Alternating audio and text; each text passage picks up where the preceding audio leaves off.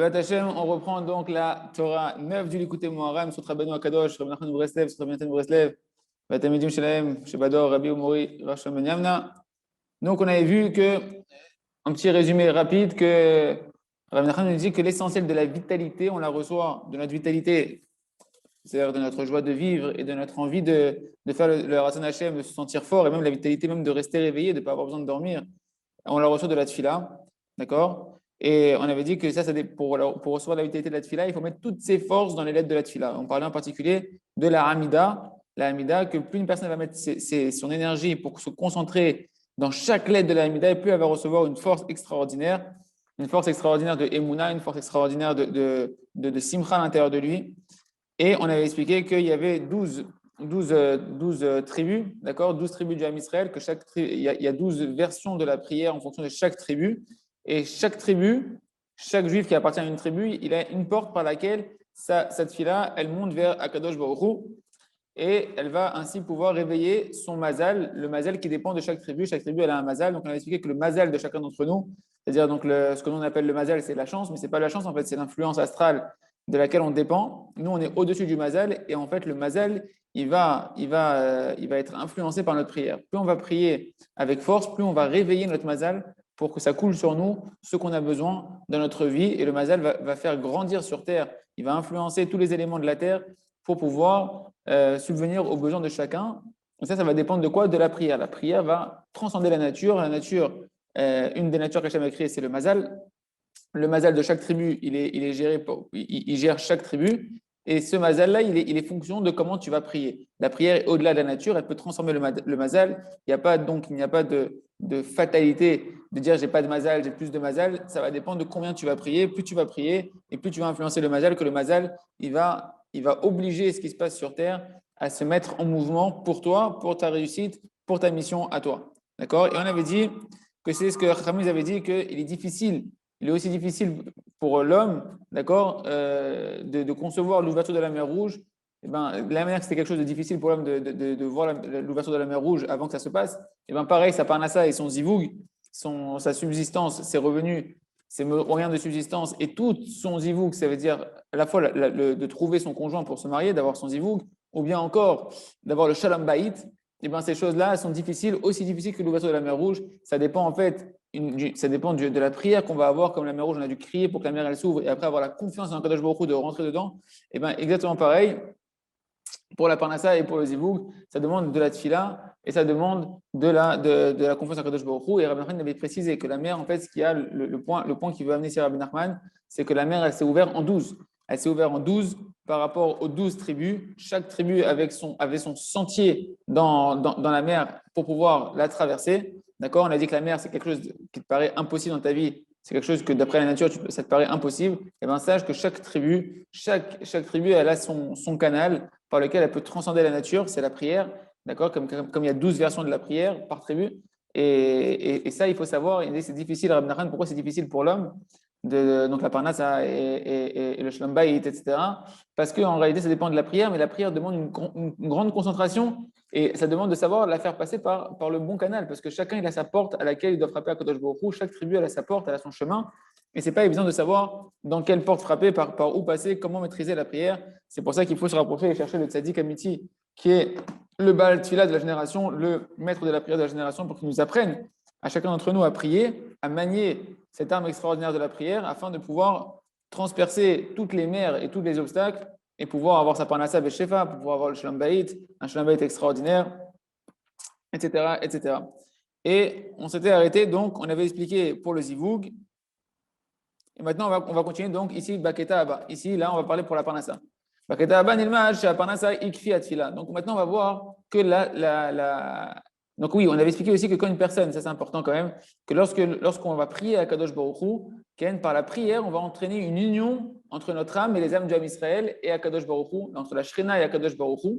D'accord? Et on avait dit que ça, cette union que nous, on entraîne entre nous à Kadosh Baruch Hu, entre notre âme, parce que l'essentiel de l'attachement de chaque Ben Israël à Kadosh Baruch Hu, c'est par la tefila, nous dit Rabbi Nachman, par la prière. Donc quand tu vas prier avec Kavana et Bekoar, tu vas t'unir à Kadosh Baruch Hu et tu vas unir les âmes du Ham Israël qui dépendent de toi à Kadosh Baruch Hu. Et bien cette union que tu vas opérer entre toi et Kadosh Baruch Hu, entre le Ham Israël et Kadosh Baruch Hu, et ben elle se traduit aussi par le fait que Kadosh Baruch Hu, il va faire que tu vas avoir une union au niveau des manières de penser, au niveau des âmes avec ta femme, c'est-à-dire que tu vas pouvoir avoir un shlom bayit, et si tu n'as pas trouvé encore ton zivoug, tu vas trouver ton zivoug, etc., etc.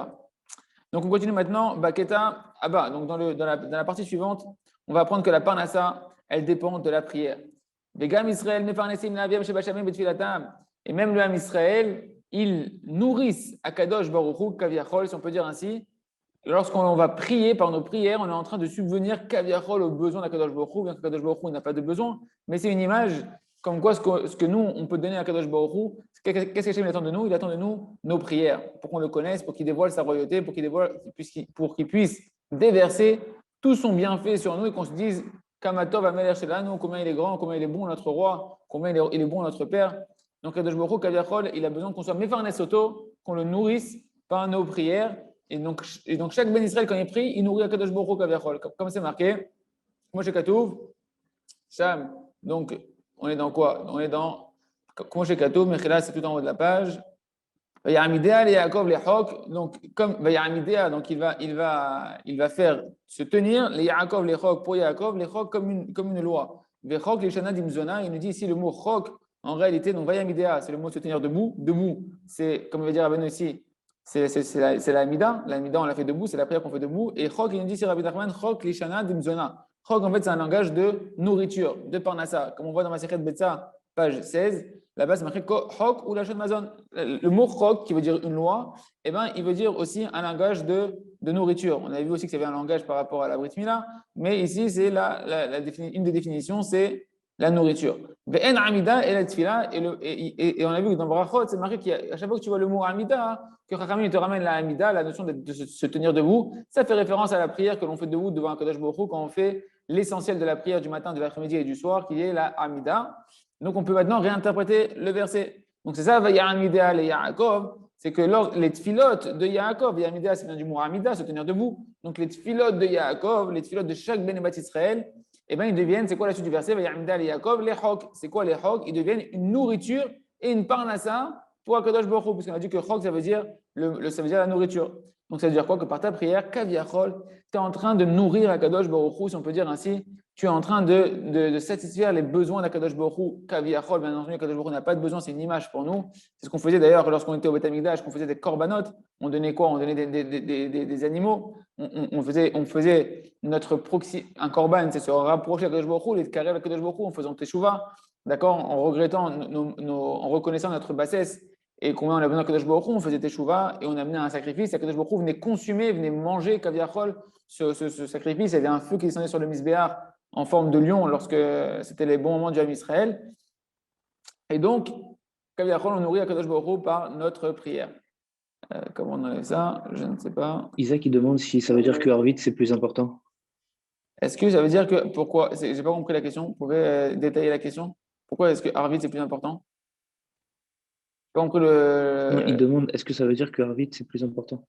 Et pourquoi? Pour Yaakov. Attends, je vais voir la conversation. Tac, qu'est-ce qu'il a marqué pour Yaakov? Effectivement, Yaakov, c'est la tfila du soir. Nous, ce qu'on sait, c'est que Chachamim, c'est marqué en tout cas avec rouge dans la Lara, que la tfila la plus importante à laquelle on doit faire attention, c'est la tfila de Mincha. Parce que Mincha, c'est là où il a été répondu Eliyahu Hanavi et Béra Carmel, et qu'on sait que c'est un moment où l'homme est très préoccupé dans sa parnassa, et il est en plein milieu de sa journée, en plein milieu de ses affaires, donc c'est très difficile de se concentrer là-bas. Donc si c'est très difficile, c'est que c'est un grand impact. Toujours là où il y a des difficultés, comme on voit dans Or Hadash, dans le Chok HaEmuna, la récompense et le niveau d'une personne et l'impact de ce que l'on fait sur Terre est fonction de la difficulté. Là où il y a le plus de difficultés, c'est la tfila de Mincha. La tfila de Mincha, c'est celle qu'on se bat pour la faire, de ne pas la rater, de essayer de la faire avec concentration, de prendre du temps là-bas. C'est là où c'est le plus difficile de prendre du temps, tu es en plein milieu de tes affaires. D'accord? Donc en général, c'est la tfila de Mincha. Et même on voit que tous les moments les plus élevés, c'est Mincha de Shabbat. Mincha, c'est très particulier. Maintenant, de dire que Arvid par rapport à Yaakov, c'est possible, je ne sais pas. Maintenant, c'est vrai qu'on avait vu hier que un des raves du Rav Arouche chez Yahya avait dit à Ouman que celui qui veut de la parnassa, qui prie Bekavana Yetera, un match avec une grande ferveur, une grande simcha, dès le début de Tzet HaKochavim, donc comme il disait Isaac Oyon, Tzet HaKochavim à Arvit, là-bas où on dit que Kadosh Baruch Hu est poter she'arim, meshaneh intim mahalif tezemanim, musader HaKochavim, Kadosh Baruch Hu il organise, il ouvre toutes les portes du ciel, et donc les portes de la tfila, il organise toutes les étoiles, donc tous les astres, desquels vont influer, donc le mazal, qui va influencer la parnassa.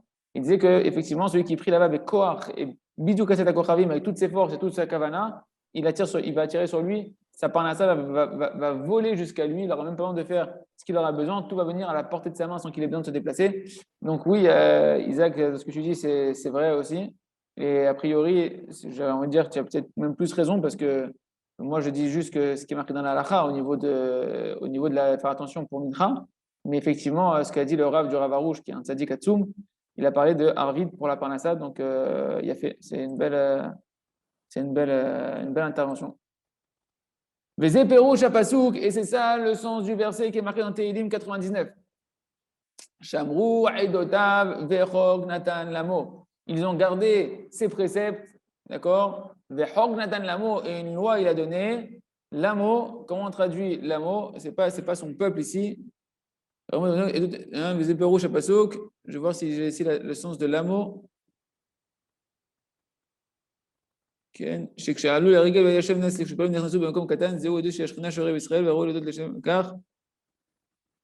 Bon, a priori, en tout cas, c'est que ici, on a gardé ces préceptes, Akadosh Baruch Hu nous a donné à manger. La mot, je n'arrive pas à traduire exactement ce que c'est, Aidotav ou les shon Aidout. Donc ici, le mot Aidotav qui veut dire ces préceptes, c'est un langage de Aidout. Aidout, c'est un témoignage, mais c'est un langage de prière. Zéleshon Tfila, comme Shekatouv, Shifteya Aidout Leodot Leshem Hashem. Les tribus d'Akadosh Baruch Hu, ils sont un témoignage pour louer, pour faire des remerciements au nom d'Akadosh Baruch Hu, Leshem Hashem. Donc tu vois ici que le mot Aidout, c'est un témoignage, mais qui est lié à des remerciements. Aidout Leodot, Bismichut Midim Elul, le Midim Aidout Hi Oda Voda Ainut Tfila. En réalité, le témoignage, ici on apprend de ce verset-là que sont juxtaposés le mot Aidout et Leodot Leshem Hashem, de témoigner et de remercier le nom d'Akadosh Baruch Hu. On voit que comme ils sont juxtaposés, tu apprends que le plus grand témoignage que tu peux faire à Kadosh Baruch Hu, c'est de venir le reconnaître à Kadosh Baruch Hu et de témoigner de sa présence et de ses bienfaits en le remerciant, en le louant. Donc c'est ce qu'on appelle la tfila, parce que le remerciement, c'est une des notions de la tfila les plus élevées, c'est le but de la tfila, c'est le plus élevé de la tfila, et c'est donc de la tfila. Donc le mot aidout qu'on a dans notre verset ici, Shamua et Dotav, ils ont gardé ces témoignages, ces préceptes ou ces témoignages. Et bien ici, en fait, on parle ici de la tefila, d'accord? Gamamou Ramuzerna Livracha. En Aidout et là-bas, tu vois, dans la Masechet Shavuot, page 30, c'est marqué là-bas qu'il n'y a pas d'autre signification au mot Aidout, témoignage, si ce n'est la Hamida, de se tenir devant Kadosh Baruch Hu. Un homme qui veut. Alors là, le mot Hamida, là-bas, la Gemara, Mechila, elle parle pas de la tfila, nous on va l'interpréter pour la tfila d'après Rabbi Nachman, mais le sens simple là-bas, c'est qu'un homme, il vient témoigner au Beddin, et lorsqu'un homme vient témoigner au Beddin, il n'a pas le droit de s'asseoir, il doit se tenir debout devant les Dayanim.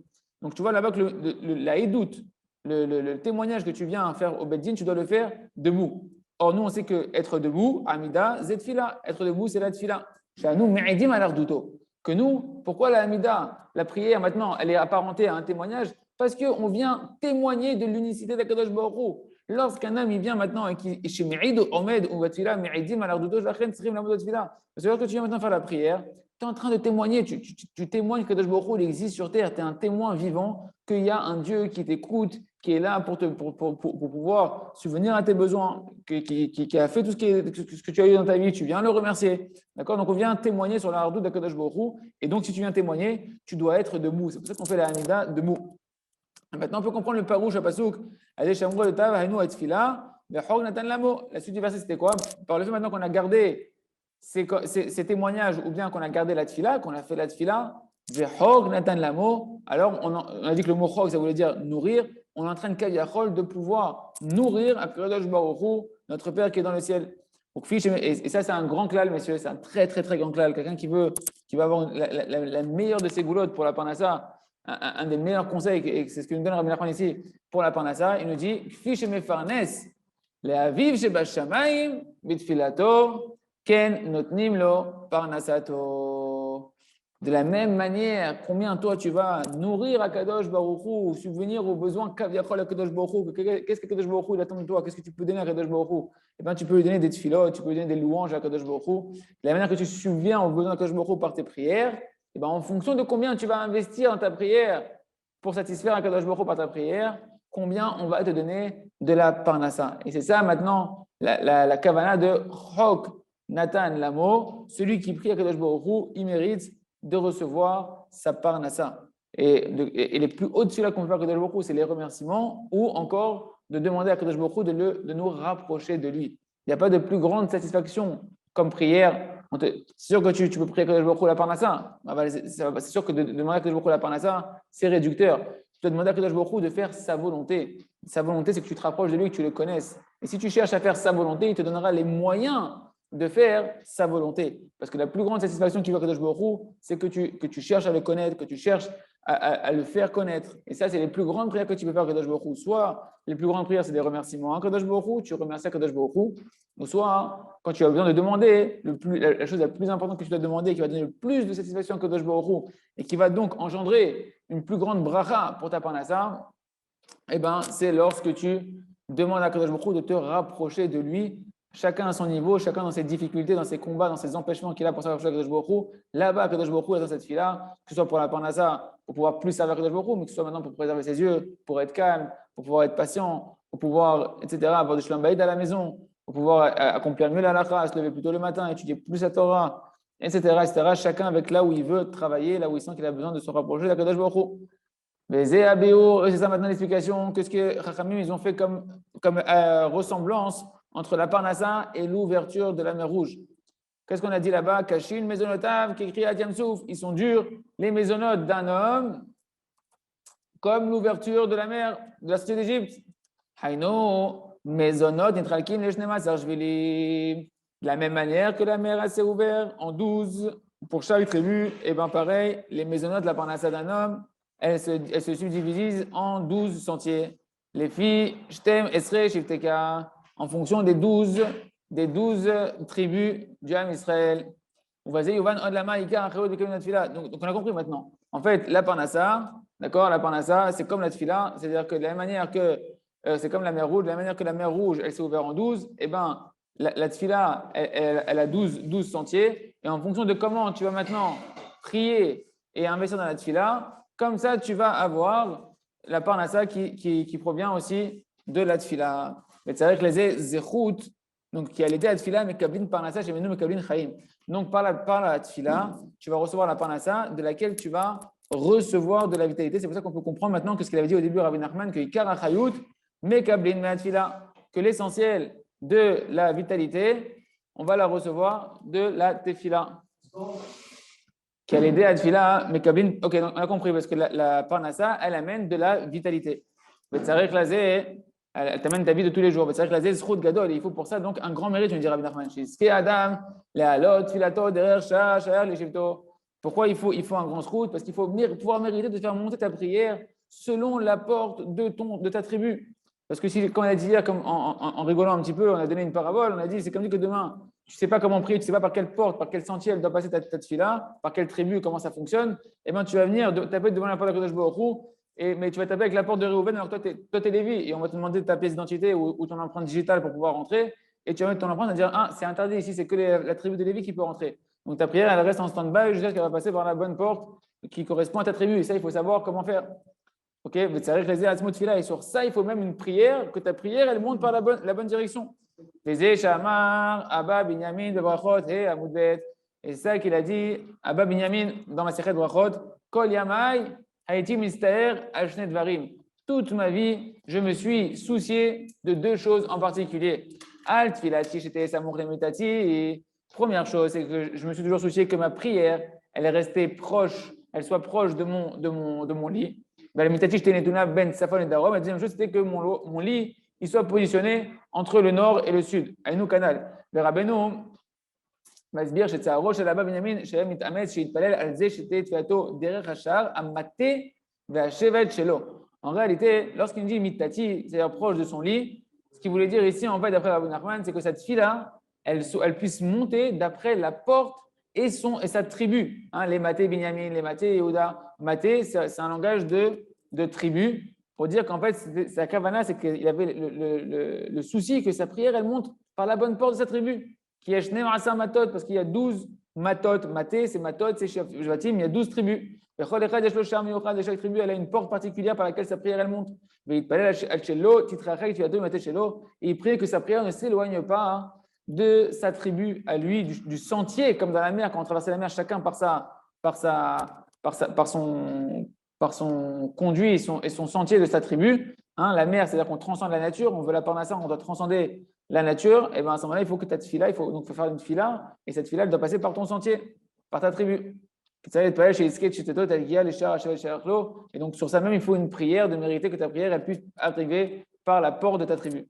Le rabbin maintenant il va nous expliquer que le mot maté, c'est aussi un langage de zivoug et un langage de parnassa. Que le mot maté qui veut dire une tribu, on va voir à Tkama combien les choses elles sont intrinsèquement, profondément liées. Ce que le rabbin il dit, que ce n'est pas simplement des paraboles, mais que c'est une metsiout. Comme ça que le monde il est géré, que le mot maté qui veut dire une tribu, et ben en fait il a une même signification que le couple, que l'union d'un couple et que la parnassa. Mais Eléchon Mita, c'est ça maintenant le langage de. Il voulait que cette prière soit proche de son lit. C'est quoi Mita? Qui Mita Léchon Zivoug, parce que le lit, en réalité, ça fait référence à un langage d'union. Qui mamar samour al mitati j'étais nituna ou mita hubrina zivoug. Parce que comme tu vois bien qu'il disait que moi, je fais raison que ma prière soit proche de mon lit, et après il disait que mon lit soit entre le nord et le sud. Et on voit ici que son lit ici, son lit qui était placé entre le nord et le sud, c'est en fait une référence à l'union intime. Parce qu'effectivement, l'homme, il doit mettre son lit d'une certaine position d'après les poskim, dans une certaine position. La position du lit, elle est importante pour influencer l'union qui est entre une femme et les enfants, les neshamot qui vont descendre de là. Donc tu vois que le lit fait très référence à l'union intime. Donc à la fois, le mot mita, qui vient du mot, qui est le même étymologie que maté, qui veut dire une tribu, qui fait référence à ce que chaque prière, elle monte par une tribu, et ben tu vois aussi que ça fait référence aussi à l'union entre toi et ta femme. Donc au Shlom Bayit, à la Aslacha, on avait expliqué que le Shlom Bayit, il amène la Parnassa aussi, qu'une personne, il a Shlom Bayit, puis la Parnassa, elle vient. Donc tout ça, c'est lié. Et on voit ça dans le mot mita. Maté ou mita, et notanotiot. Donc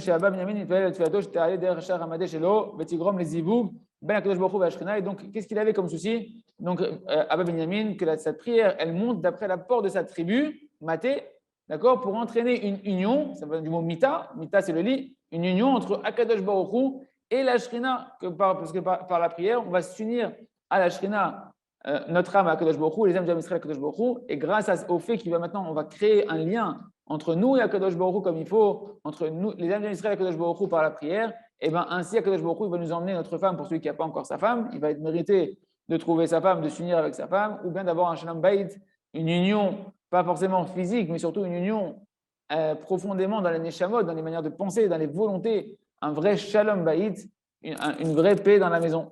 Le gars mita ibrinat parnassa. Il dit, et le mot mita, il veut aussi, le mot mita qui veut dire un lit, qui est les mêmes mots que shevet, qui est une tribu, il vient aussi faire référence à la notion de la parnassa. Comme c'est marqué dans Vaïkra, chapitre 26, Beshivri lachem mate lechem. Beshivri lachem mate lechem. Alors, comment on va traduire ça? Kishnem asar matot gomim zivug umpanesim kanal caché zivugam et caché mezonotav. Très bien. Je vais juste voir si il traduit bien le verset. Beshivri lachem mate lechem. Je vous demande un petit instant. Je regarde ici. Okay.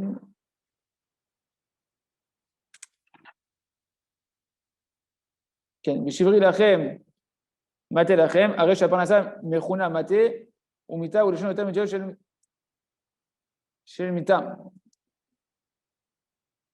Apanasa mechune maté, ça on sait ken, ou mita shel maté. Shivri lachem, maté lachem. Shivri, je crois que c'est un enchaîne de donner à manger, d'accord? Shivri lachem, maté lachem.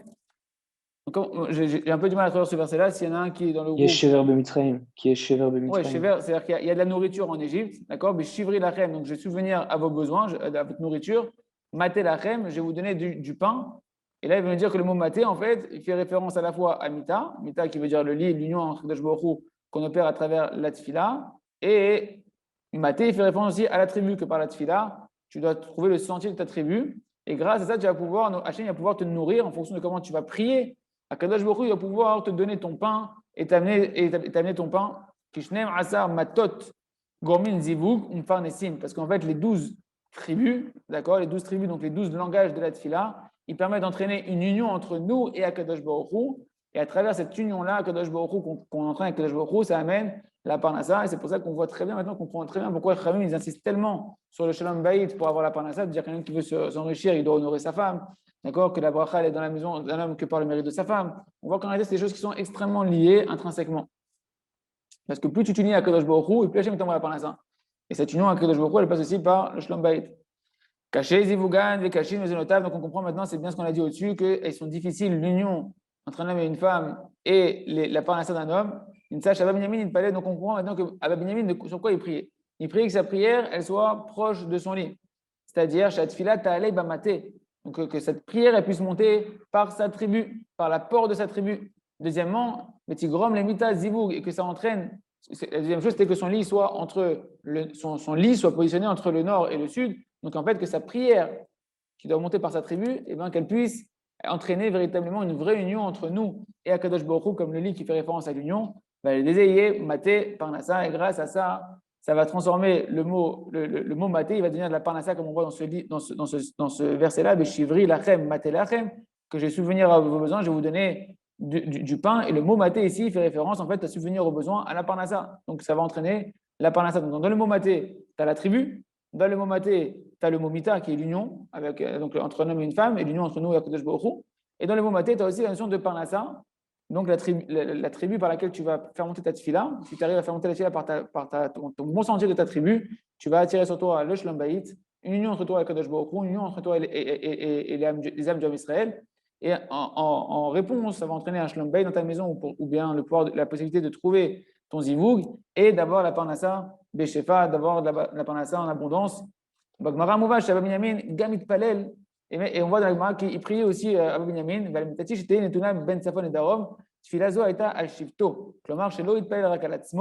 et là, en réalité, lorsqu'il priait aussi pour que son lit soit mis entre le nord et le sud, et bien en fait, il priait pour sa tribu. C'est-à-dire quoi? Qu'il ne priait pas simplement pour lui-même, mais il priait aussi pour toute sa tribu, et que toute sa tribu puisse mériter d'avoir de mériter les deux tables, c'est-à-dire de mériter quoi comme deux tables? À la fois la chorma et à la fois la hashirut. Pourquoi? Parce que, en fait, dans le Beth Amikdash, au sud, il y avait la menorah, si je ne me trompe pas, et dans le nord, il y avait le shulchan qui était les 12 pains de préposition qui représentaient le pain qui représente l'élément fondamental de la subsistance. D'accord? Chacun, c'est un gagne-pain, on appelle ça la parnassa du gagne-pain. Et en fait, ces 12 pains de préposition, ils représentaient que toute la parnassa, toute l'abondance, les moyens de subsistance d'un homme, ils viennent d'Akadosh Baruch Hu. Donc dans le Beth Amikdash, il y avait à la fois le symbole de la lumière, qui j'ai essayé de la menorah, qui est la lumière de l'intelligence, de la chorma, et à la fois les pains de préposition qui représentent la parnassa. Et donc ça, c'est ça la notion de nord et de sud. D'ailleurs, on dit que quand on prie la Hamida, celui qui veut la chorma, qui s'incline un peu plus vers le sud, qui oriente son corps, bien qu'il est dirigé vers le Beth Amikdash, mais qui va orienter un peu son corps vers le sud pour être dirigé vers la menorah et recevoir une influence de la menorah pour pouvoir recevoir de la chorma. Et celui qui veut de la richesse, on dit qu'il se met un peu plus vers la gauche dans sa Hamida pour être plus dirigé vers les pains de préposition, le shulchan du Beth Amikdash et recevoir la shirut. Ilan. Celui qui veut les deux. Alors, celui qui veut les deux, la Gemara elle dit qu'il se met à droite. Le Baal Shem Tov, il dit celui qui veut les deux, il faut qu'il s'annule jusqu'à ne plus appartenir à aucun des côtés, qui s'annule dans la Hanava, et du coup, il sera dans tous les sens. Ouais, mais il a fait, c'est pas contradictoire, parce que il me semble que c'est la Gemara, ou sinon, en tout cas, moi j'avais retenu comme ça que celui qui veut le pshat, c'était qu'il se mette. C'est Marcha. C'est le Marcha qui dit ça. Qui se mette vers la droite, parce que la droite, c'est la chorma, et celui qui demande la chorma de la Torah, il aura la chorma pour avoir à la fois la chorma et la parnassa. Mais en réalité, pour rejoindre ce que tu dis, parce que tu as dit quelque chose d'extraordinaire, c'est-à-dire qu'il s'annule complètement, mais en réalité, la vraie chorma, comme on la voit tout le temps avec Rabbi Nachman, c'est koachma, c'est savoir s'annuler dans la dimension de Moshe Rabbeinu, de dire vanachnuma. La vraie chorma ta Torah, c'est la hanava. La vraie chorma ta Torah, c'est la hanava. Donc en réalité, quand tu vas demander la chorma ta Torah, elle doit t'amener à la hanava. Et cette hanava-là, elle t'amènera aussi à la hashirut. Donc ça rejoint vraiment les deux pshats, le pshat apashut et le pshat du Baal Shem Tov. C'est un match, il a fait mode.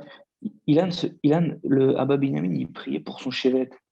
Mais nous aujourd'hui, qu'on ne sait pas dans quel chevet on est, on prie pour le clan Israël, du coup. Alors là, Rabbi Nachman, je laisse un peu le suspense, mais Rabbi Nachman va répondre. Ah, d'accord.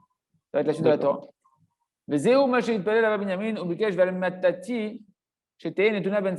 C'est qu'il priait que son lit il soit disposé entre le nord et le sud. D'accord? L'amour alors voilà, c'était la suite exactement. Donc, Arotzel et Hakim, Yadrim, Arotzel et Hashir, Yadspin. Ça, c'est dans Baba Batra Café. C'est marqué celui qui veut être intelligent, qui se penche vers la droite dans sa Hamida, celui qui veut être riche, qui se tourne légèrement son corps vers la gauche, d'accord? Parce que donc, le Shulchan, comme on a expliqué, dans le Beth Amikdash, il représentait la Parnassa et lui, il était à gauche, et la Menorah, qui représentait la Chorma, elle se tenait à droite. Binyamin, lui, il priait pour son Shevet, qui mérite à la fois la notion du nord, qui représente la Parnassa, et la notion du sud, qui représente la Chorma. Donc, par cette fille-là, on peut recevoir de la vitalité, parce que tout le début de cette Torah-là, ça nous enseignait que l'essentiel de la vitalité, on la reçoit de la Tfila. Et bien, il demandait que par la Tfila, ils reçoivent les deux vitalités essentielles d'un homme, c'est-à-dire la vitalité spirituelle, que par ta prière, tu sois vitalisé spirituellement, d'avoir de la Chokhmah, Chokhmah Hashem, Chokhmah Ta'anava, de l'humilité, la Chokhmah Torah. Comme c'est marqué, la Chokhmah Tehayed Balea, que la Chokhmah, elle vitalise ceux qui la possèdent. La vraie vitalité d'un homme, c'est en fonction de la Chokhmah qu'il a, la Chokhmah Hashem qu'il a, la Chokhmah Torah qu'il a. Donc, on voit bien que la prière, c'est elle la source de la vitalité, comme l'a dit Rabbi Nachman. Et Gam est également qui priait, donc que sa prière va lui donner une vitalité, mais une vitalité matérielle de la richesse, de la parnassa en abondance. Donc, combien un homme, quand il s'empresse de faire la Hamida, parce qu'il pense à la parnassa, combien il est en train d'aller à l'opposé de la parnassa, messieurs. Quand un homme, il pense que dans sa tête, il se dit, il faut que je me dépêche maintenant, là, j'ai pas le temps, là, il faut que j'aille à la parnassa qui est en train de m'attendre, et bien, tu es en train de faire la parnassa, tu es en train de la faire partir. Un des raves du Rav Arush, il dit que la parnassa, il faut couper le mot en deux. Dès que tu penses à la parnassa, tu coupes le mot en deux. Par, c'est le bœuf, c'est la vache, d'accord? C'était ça le symbole de la richesse à l'époque. C'est ça, plus tu as des vaches, plus tu peux faire de l'agriculture, etc. C'était une valeur qui était très importante, donc ça représente la parnassa. Et bien, plus tu penses à la parnassa, par nassa. La vache, elle s'en va. Genre, elle s'écarte de toi. Elle s'écarte de toi. Au contraire, tu es dans la Hamida, tu dois savoir que plus tu vas insister dans la tfila, mamage, pour connaître Hachem, pour faire plaisir à Kadosh Baruch Hu, pour t'unir à Hachem, comme on a vu que l'essentiel de la tfila, c'est l'union que tu fais entre toi et Kadosh Baruch Hu, toi les amis d'Israël, tu cherches à connaître Hachem, tu cherches à t'unir à Kadosh Baruch Hu. À ce moment-là, on a vu que Kadosh Baruch Hu est en train de subvenir Kaviachol à ses besoins. Et donc, à Kadosh Baruch Hu, lui-même, Mida Keneked Mida, il va subvenir à tes besoins. Il va te faire Shlom Bayit et il va te donner la parnassa. Si tu fais Shlom Bayit, automatiquement tu as la parnassa. Il va te donner et le Shlom Bayit et la parnassa. Donc, Adraba, si ta messe Batfila, prends le livre du Rav Arush, je reste une heure dans ta Hamida, ne dis pas si je reste une heure, comment je vais faire pour la parnassa, c'est marqué dans la Gemara, comment ils faisaient les Chassidim Rishonim. Chaque prière quotidienne, les 3 prières quotidiennes, ils faisaient 1 heure de Hitbodedut avant la Tfila, 1 heure de Tfila, 1 heure après la Tfila, ils faisaient chaque Tfila 3 heures. 3 heures à la Yeshiva, et chez un des Rav du Rav Arush aussi, en général, c'était 3 heures la Tfila. Maintenant, ça a diminué un petit peu, mais il y avait 3 heures le matin, 3 heures l'après-midi, 3 heures le soir. On dit, mais dis-moi, c'est quand que tu vas travailler? C'est quand que comment tu fais pour avoir de la parnassa? C'est quand que tu vas étudier la Torah? Et pourtant, on voit qu'ils avaient à la fois la parnassa et étudier la Torah. Et la Gemara, elle dit que justement, par le fait qu'ils priaient, ils avaient tellement d'intensité dans leur volonté de connaître Hachem, de se lier à Hachem par la prière, qu'ils avaient la bracha dans la parnassa. Donc, ils recevaient leur parnassa des shefas au bon moment et ils avaient la bracha dans la parnassa. Et ce qu'ils étudiaient, le peu de temps où ils étudiaient par rapport à ce qu'ils auraient pu étudier s'ils n'avaient pas prié, eh ben, ils avaient un intellect extrêmement rapide et une mémoire extrêmement grande de pouvoir comprendre très vite et retenir extrêmement bien leur Torah. Donc en réalité, la bracha, elle est dans la tfila. Messieurs, il ne faut pas bâcler la tfila.